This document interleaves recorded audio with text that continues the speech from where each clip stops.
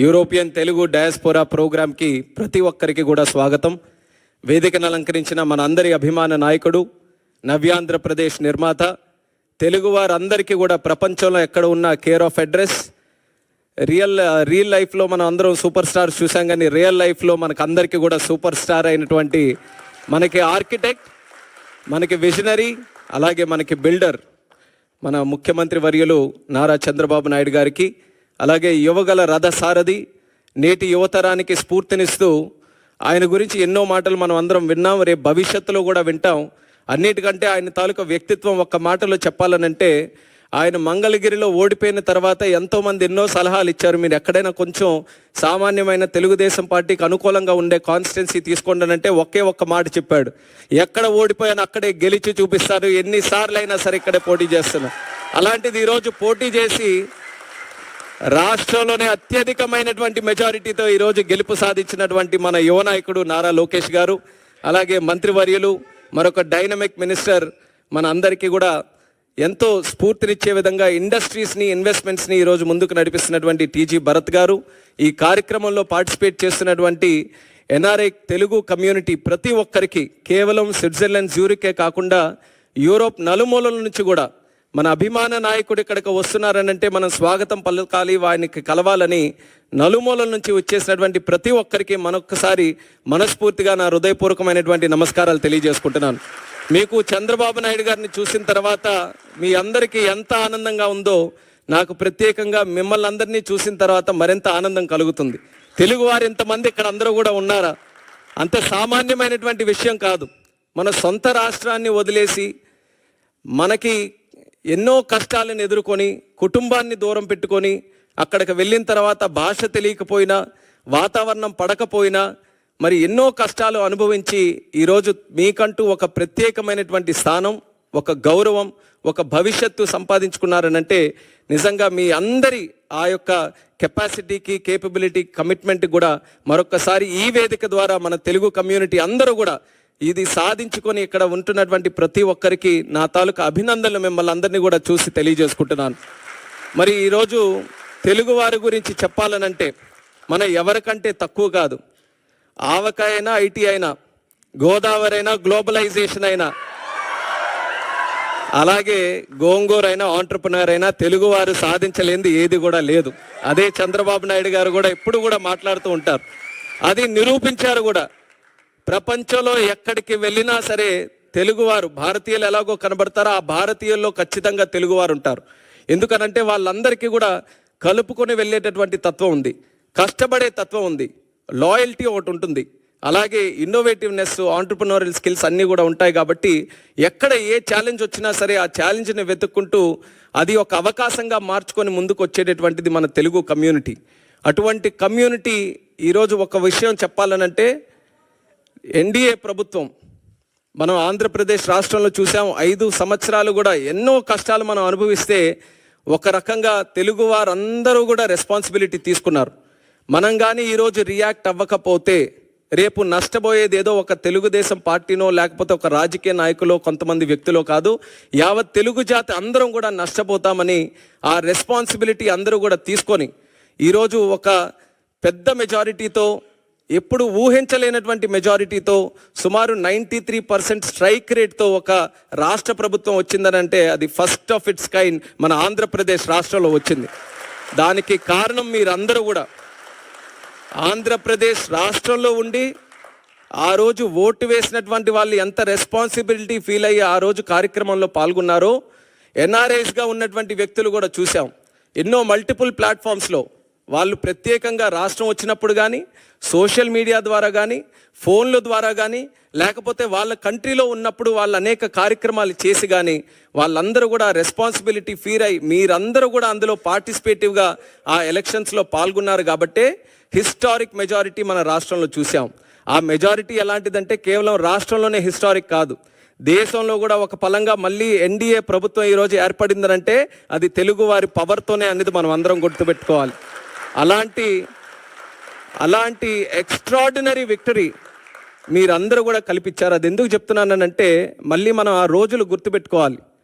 ఏం జరుగుతుందా అని భయపడుతున్నటువంటి రోజుల్లో ఒక కన్ఫ్యూజ్డ్ స్టేట్లో అందరం కూడా ఉన్నప్పుడు, ఏమీ తెలియనటువంటిది అసలు భవిష్యత్తు ఎలాగుంటుందో ఒక కన్ఫ్యూజన్ ఉన్నప్పుడు కూడా అందరూ కూడా కలిసి కట్టుగా మీరందరూ కూడా కలిసి ఒక పని చేస్తే దాని రిజల్ట్ ఎలాగుందో మీరు అందరూ కూడా చూశారు కదా జూన్ 4వ తేదీన.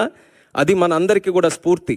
రేపు కూడా మనం ఏదైనా ఒక లక్ష్యం మనం సాధించాలనంటే మనం చేయాల్సిందంతా అందరం కూడా ఐకమత్యంగా కలిసికట్టుగా లక్ష్యం వైపు చేస్తే అది ఎంత పెద్ద కష్టమైనటువంటి పని అయినా సరే అది ఖచ్చితంగా సాధించగలమనేది మొన్న జరిగినటువంటి ఎలక్షన్స్ ఆ రిజల్టే మనందరికీ కూడా ఒక ఇన్స్పిరేషన్ అనేది కూడా ఈ సందర్భంగా తెలియజేస్తున్నాను. ఆ ఎలక్షన్స్లో ఏ రకంగా మీరు అందరూ కూడా పార్టిసిపేట్ చేసి ఈరోజు ఇంత చక్కగా ఒక ప్రభుత్వాన్ని ఏర్పాటు చేయడానికి మీరు అందరూ కూడా కృషి చేశారో, this is the time that we give back to you, to give back to the whole Telugu community. ఆ ఉద్దేశంతోనే ఈరోజు దావోస్ వచ్చి, సాధారణంగా ఏం చేయాలి దావోస్ వచ్చిన తర్వాత ప్రపంచం నుంచి ఎవరెవరు వస్తున్నారో వాళ్ళందరికీ కూడా కలవాలి. కానీ చంద్రబాబు నాయుడు గారి ఉద్దేశం ఎక్కడికి వెళ్ళినా ముందు మన తెలుగు వాళ్ళతోనే శ్రీకారం చుట్టాలి, తెలుగు వాళ్ళతోనే కలవాలి. మనం ఈరోజు ఆంధ్రప్రదేశ్ రాష్ట్రాన్ని బ్రహ్మాండంగా వరల్డ్లోనే ఒక నెంబర్ 1గా తయారు చేయాలనంటే ప్రపంచంలో ఉన్న వ్యక్తులందరినీ కూడా తీసుకొని రావడమే కాదు, తెలుగు వాళ్ళలో కూడా ఆణిముత్యాలు ఎవరైతే ఉన్నారో వాళ్ళను కూడా మళ్ళీ ఇంక్లూడ్ చేసుకొని వాళ్ళను కూడా మళ్ళీ తీసుకొని రావాలని ఈరోజు బ్రహ్మాండంగా ఈ కార్యక్రమం కూడా పెట్టడం జరిగింది. Very inspirational programme. ఇది ఖచ్చితంగా ఒక మంచి రిజల్ట్స్ భవిష్యత్తులో ఈల్డ్ చేస్తుంది అన్నటువంటి నమ్మకం ఉంది. మా నమ్మకం అంతా ఒక్కటే, the one and only man Chandrababu Naidu గారు. ఆ వ్యక్తి రాజకీయాలు ఎప్పుడు మొదలుపెట్టారో తెలుసా? 1978లో. 78లో ఆ లిస్టు తీసుకోండి. దేశంలో ఎంతమంది ఎమ్మెల్యేలుగా మొదలయ్యారు, ఎంతమంది ఎంపీలుగా మొదలయ్యారు, ఆ లిస్టు తీసుకుంటే వేలాది మంది ఉంటే అందులో బహుశా 1-2 ఉంటారేమో. అందులో ఒకరు ఈరోజు చంద్రబాబు నాయుడు గారు. అయితే వాళ్ళందరికీ కూడా వయసు అయిపోయింది, కానీ ఈయనకి మాత్రం వయసు అవ్వలేదు. నలుగురు యంగ్స్టర్స్ ఉన్నాయి ఈరోజు వేదిక మీద. అగ్రీ చేస్తారా లేదా?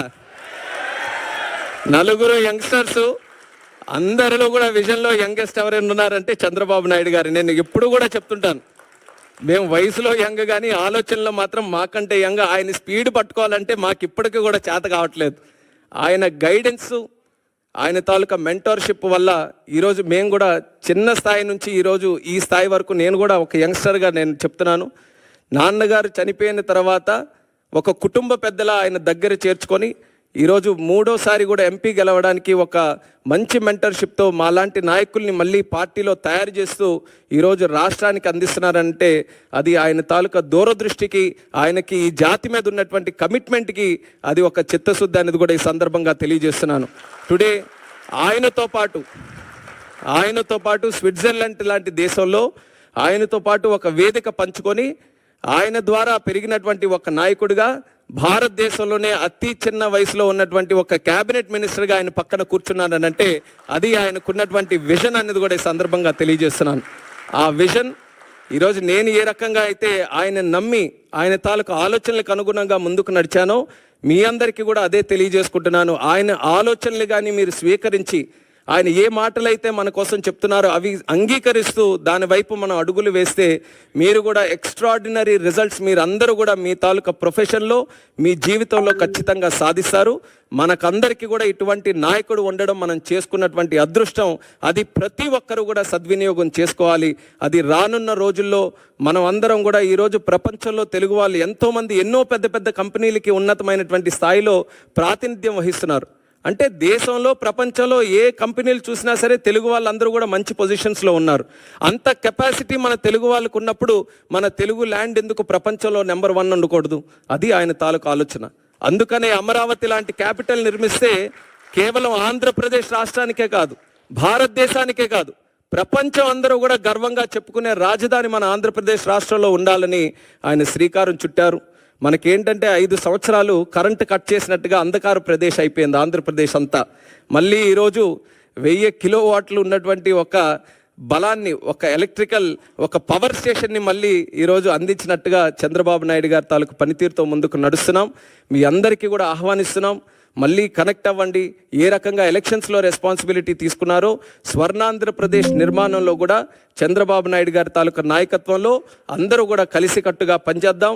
మీతో పాటు ఒక తెలుగు వ్యక్తిగా అందరం కూడా కలిసి తిరిగి మన జాతికి, మన ప్రాంతానికి, మన రాష్ట్రానికి మంచి చేసే విధంగా అందరం కూడా కాంట్రిబ్యూట్ చేద్దామని తెలియజేసుకుంటూ, సివిల్ ఏవియేషన్ మినిస్టర్గా ఉన్నాను కాబట్టి ఆ 2 విషయాలు చెప్పకపోతే మీరు కూడా మళ్ళీ నన్ను పట్టుకుంటారు. మీరందరూ కూడా దేశం అంతా తిరుగుతున్నారు, ప్రపంచం అంతా తిరుగుతున్నారు, మళ్ళీ మీకు కనెక్ట్ చేసే బాధ్యత నాదే. కాబట్టి ఈరోజు చాలామంది రిప్రజెంటేషన్స్ కూడా డెన్మార్క్ నుంచి, బెల్జియం నుంచి, బ్రసెల్స్ అవన్నీ కూడా చాలామంది రిప్రజెంటేషన్స్ ఉన్నాయి. డైరెక్ట్ ఫ్లైట్స్ కావాలని నేను తప్పకుండా దాని మీద ప్రత్యేకమైనటువంటి దృష్టి పెట్టి ముందుగా చంద్రబాబు నాయుడు గారి తాలూకా డైరెక్షన్లో మనకుండేటటువంటి ఎయిర్పోర్ట్స్, ఒక 7 బ్రహ్మాండమైన ఎయిర్పోర్ట్స్ మన రాష్ట్రంలో ఉంటే డొమెస్టిక్ కనెక్టివిటీ ఇంప్రూవ్ చేయడానికి లాస్ట్ 6-7 మంత్స్ కూడా కృషి చేసాం. బాగా పెరిగింది. ఒక ఎగ్జాంపుల్ నేను ఇవ్వాలంటే సార్ కూడా అదే చెప్పాం. డిసెంబర్ 2023లో విజయవాడ ఎయిర్పోర్ట్ నుంచి సుమారు 98,000 ప్యాసింజర్స్ ఫ్లై అయితే మళ్ళీ 1 year తర్వాత డిసెంబర్ 2024 ఆయన చీఫ్ మినిస్టర్ అయిన తర్వాత సుమారు 1,45,000 మంది పెరిగారు. అంటే 45% వరకు కూడా ఇంక్రీజ్ అయింది. అలా ఎయిర్ ట్రావెల్ కూడా ఈరోజు రాష్ట్రంలో పెరుగుతూ వస్తుంది. ఎయిర్పోర్ట్స్ కూడా పెంచడానికి ఆయనకు మంచి ఆలోచనలు ఉన్నాయి. దాని పరంగా కూడా చేస్తాం. దానితో పాటు ఇంటర్నేషనల్ కనెక్టివిటీ మనకుండే సిటీస్ నుంచి కూడా ఇంప్రూవ్ చేయాలనేది సార్ కూడా మాకు గైడెన్స్ ఇచ్చి ముందుకు నడిపిస్తున్నారు. అది ఖచ్చితంగా నాకుండే పొజిషన్ని సద్వినియోగం చేసుకొని మన రాష్ట్రంలో ఇంటర్నేషనల్ కనెక్టివిటీ కూడా ఇంప్రూవ్ చేయడానికి నా వంతుగా ఫుల్ కమిట్మెంట్తో నేను పనిచేస్తాను. మీరు కూడా స్పెసిఫిక్గా చెప్పిన విషయాల్లో కూడా ప్రత్యేక ఫోకస్ పెడతానని కూడా ఈ సందర్భంగా తెలియజేసుకుంటూ, ఈరోజు ఈ కార్యక్రమంలో పార్టిసిపేట్ చేసే అవకాశం రావడం నిజంగా నేను ఎంతో సంతోషంగా భావిస్తున్నాను. అలాగే ఇక్కడికి విచ్చేసినటువంటి ప్రతి ఒక్కరికి కూడా మరొకసారి నా హృదయపూర్వకమైనటువంటి ధన్యవాదాలు తెలియజేసుకుంటూ మీ అందరి దగ్గర సెలవు తీసుకుంటున్నాను. జై హింద్, జై జన్మభూమి.